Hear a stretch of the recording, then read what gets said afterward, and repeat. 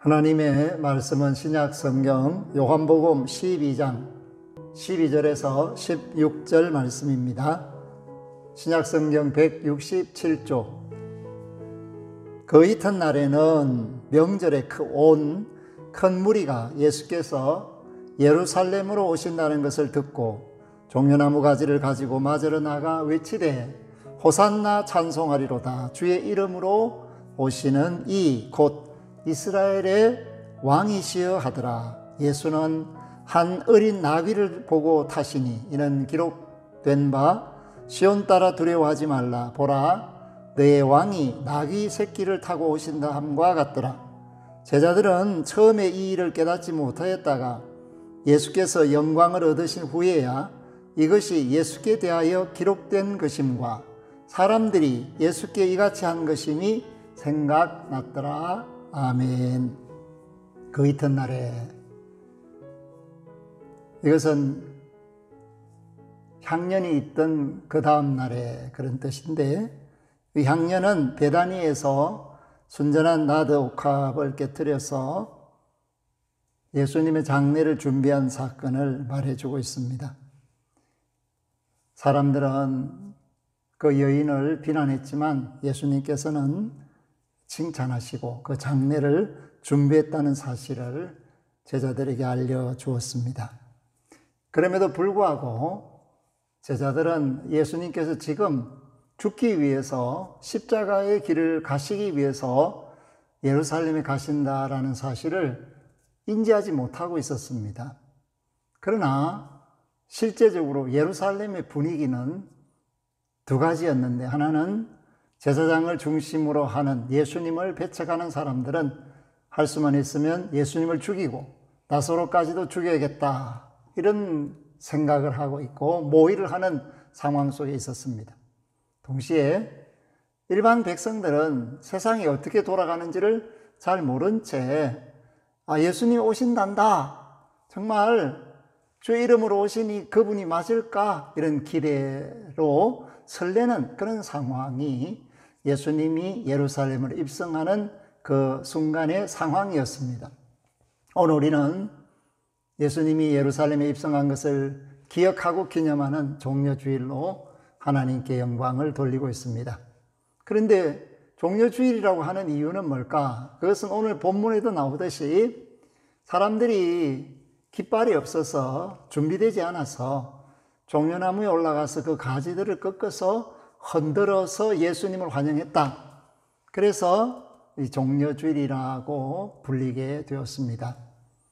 아무것도 없을 때 갑작스럽게 오시는 손님, 그것도 기대하고 고대하던 손님이 오셨을 때 백성들의 반응이 바로 종려나무 가지라도 꺾어서 기뻐해야겠다, 환영해야겠다.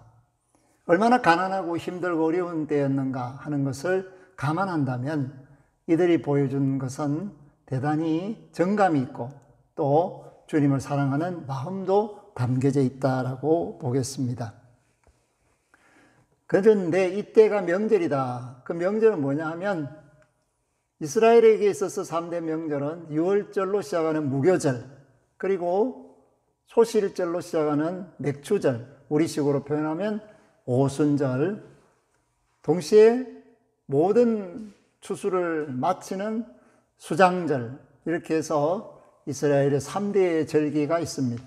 그리고 그 절기가 가장 아름답게 느껴지는 것이 바로 출애굽을 기념하는, 구원을 기념하는 이 유월절이라는 것을 알려준다면, 오늘 예수님께서 예루살렘에 들어가실 때 그 날이 유월절을 기다리는 때였다. 그러므로 예수님께서 세상 죄를 지고 가시는 하나님의 어린 양으로서 유월절 양이 되시는 그 과정이 바로 예수님의 예루살렘 입성으로부터 시작되었다라는 사실을 우리에게 알려주고 있습니다. 1년에 한 차례씩 대제사장이 자신의 죄와 백성들의 죄를 위하여 아사새를 광야로 보내고 또 그 한 마리는 잡아서 피를 가지고 지성소에 들어가지만은 그것으로 죄를 속할 수가 없고 살 수가 없었습니다. 그러므로 히브리서 기자는 황소의 피나 염소의 피가 속죄할 수 없다, 그렇게 말을 합니다. 그렇기 때문에 죄 없으신 예수 그리스도, 주의 이름으로 오시는 이 이스라엘의 왕, 그분이 자신의 피를 통해서 속죄 제물이 되시는, 그리고 인간의 허물을 대신하는 속건 제물이 되시는, 그리고 또다시 막혔던 담을 허심으로써 하나님과 인간 사이가 열리게 되는 교통의 화목 제물이 되시는 그 작업이 바로 예수님께서 예루살렘에 입성하시는 순간에 시작되었다라는 것을 말씀하고 있습니다.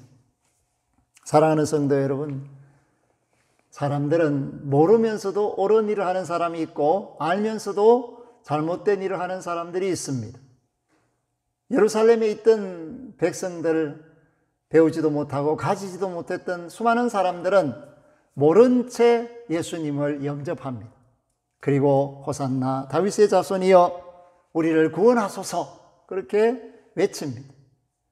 그러나 대제사장이나 제사장, 서기관, 바리새인 장로들은 알면서도 영접하지 않고 오히려 외면하고 구원과 멀리 떨어져 있는 그러한 모습들을 보여주고 있습니다.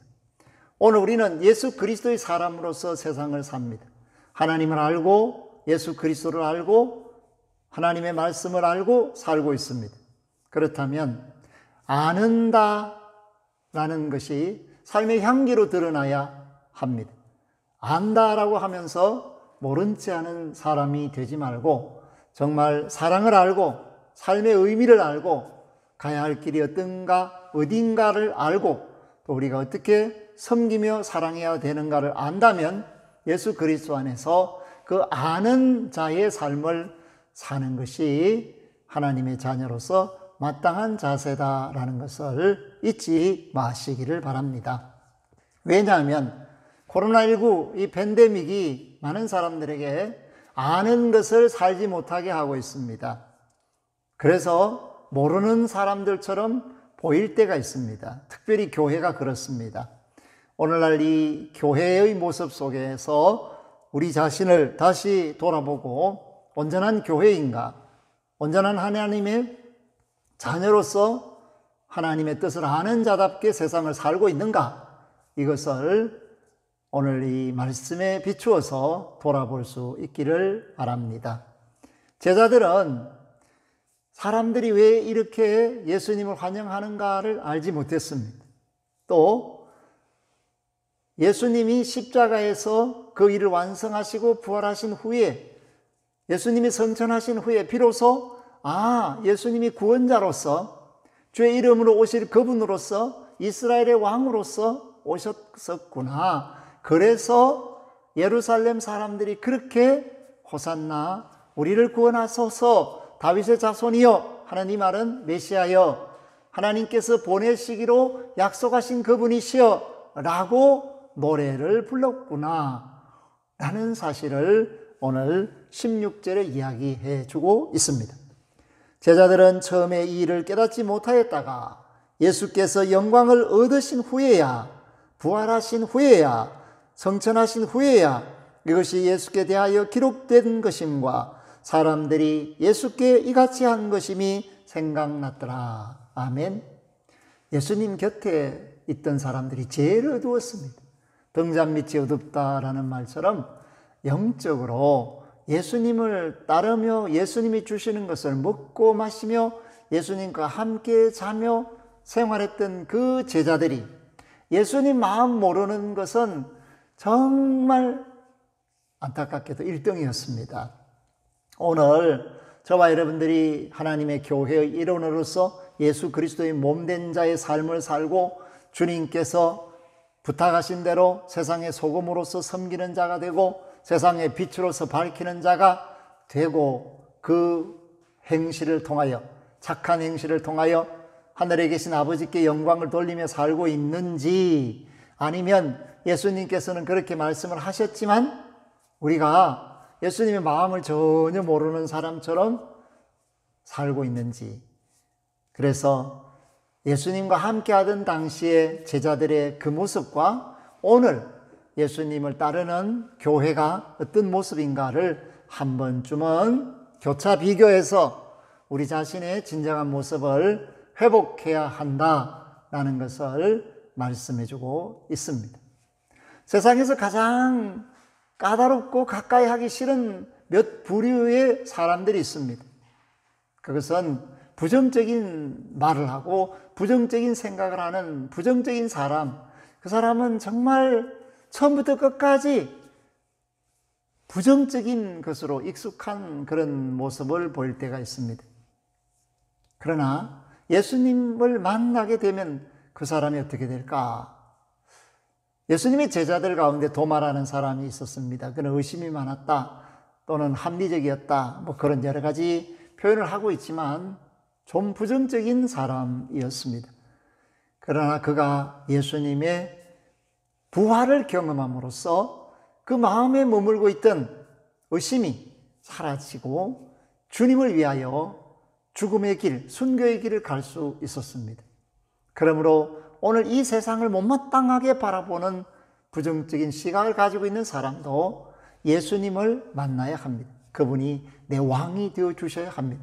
그래서 주의 이름으로 오시는 이는 바로 내 왕이 되어 주시고 세상의 구원자로서 십자가에 못 박히시지만 바로 그분이 나의 구원자가 되시는 경험을 해야 합니다. 또 아주 힘든 사람이 있습니다. 곁에 있으면 답답하고 어렵고 피곤해지는 사람이 있습니다. 자기중심적인 사람이죠. 이기적인 사람입니다. 세상이 자기중심으로 돌아간다고 생각하면서 다른 사람을 괴롭히는 일에 익숙하고 자신은 아주 그 일에 대해서 둔감한 사람이 있습니다. 뉘우침이 없습니다. 깨달음이 없습니다. 그런데 그 자기중심적인 사람, 이기적인 사람도 예수님을 만나면 달라질 수가 있습니다. 바울이 굉장히 자기중심적인 사람이었습니다. 자기중심적으로 세상이 돌아가는 것처럼 아주 똑똑했습니다. 그러나 그가 다메섹에서 예수님을 만난 후에 그는 세상이 달라졌습니다. 그리고 주님 중심적인 사람으로 바뀌었습니다. 정말 놀라운 일입니다. 그래서 구원하시는 주님은 우리의 모습을 완전히 바꾸어 버리신다는 사실을 말합니다. 그것이 바로 주님과의 만남이 필요한 이유이고 그 주님을 만났을 때 그 주님의 십자가를 사랑해야 할 이유이고 그 십자가가 곧 나를 못 박아버리는 장소가 되어야 하는 참다운 의미라는 사실을 말씀해 줍니다. 또 어떤 사람이 힘들게 합니까? 강포한 사람이죠. 까다로운 사람입니다. 동시에 폭력적인 사람입니다. 어떤 사람은 결혼을 잘못해서 평생 고통을 당하는 그런 사람도 있습니다. 평소에는 좋았는데 술만 먹으면 사람이 달라진다. 그런 사람도 있습니다. 그리고 정말 놀라운 것은 정인이 같은 사건은 아이를 내동댕이질을 치면서 그것을 카메라에 담아서 즐거워했다는 것입니다. 휴대폰을 가지고 아이를 떨어뜨리는 것을 찍으면서 아이가 아파하고 괴로워하는 것을 보고 즐거워하는 이것이 도대체 사람으로서 살아야 하는 삶의 모습인가? 다른 사람을 학대하고 폭행하고 기뻐하는 것은 도대체 어떤 심리일까? 그런데 놀랍게도 그가 교회를 다녔다라는 것입니다. 그렇다면 그는 교회를 다녔지 주님을 만나지는 못한 사람입니다. 주님을 만났다면 그는 강포자요 포행자였을지라도 그 모습을 십자가에 못 박아버리고 주님으로 말미암아 새롭게 탄생한 새 사람으로서 사랑할 줄 아는 사람으로 세상을 살았을 텐데 그렇지 못한 것을 보게 됩니다. 그래서 오늘 이름뿐인 교회 다니는 교인이 되지 않고 진정한 그리스도인이 되는 것이야말로 예수님께서 이 종려주일에 저와 여러분에게 주시는 말씀입니다. 병호가 너는 나를 따르느냐? 오늘 이 자리에서 예배하는 모든 이들에게 묻고 계십니다. 너는 나를 사랑하느냐?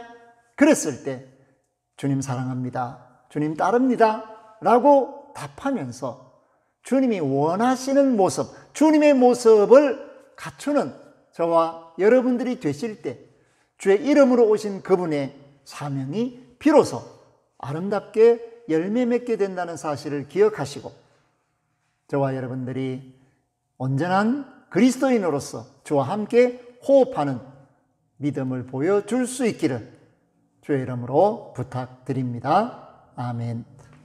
하나님 감사합니다.